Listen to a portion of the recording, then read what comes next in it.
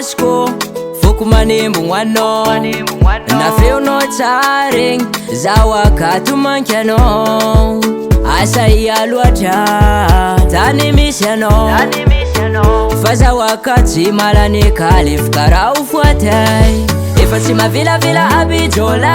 milanao fagnafody magnasitragna izy ko mba mety anao mavia ko ny tegna tiako takilanao fogna zaho fa tsy araka ny menmen raha jiaby yaho miverena malala miverena malala zaho akato maia zaho akato maia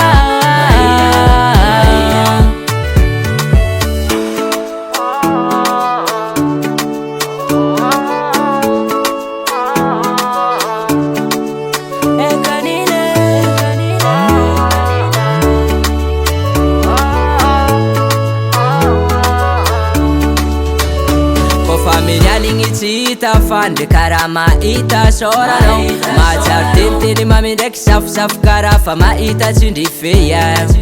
ndraiky zaho efa taon'olo lefaka tsy mba mantotry tany raiky efanao eky solution problem ny mavany olagnanao zay efa tsy mavilavila abijola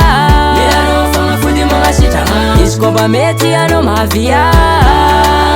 ko ny tegna tiako takilanao fogna zaho fa tsy araka ny menmen raha jiaby yaho miverena malala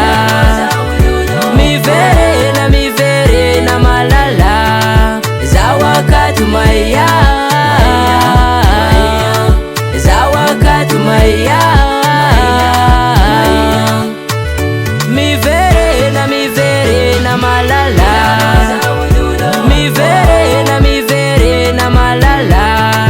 zaho akato maia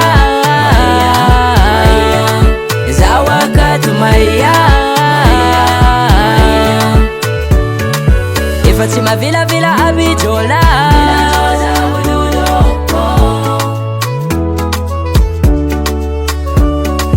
izy ko mba mety anao mavia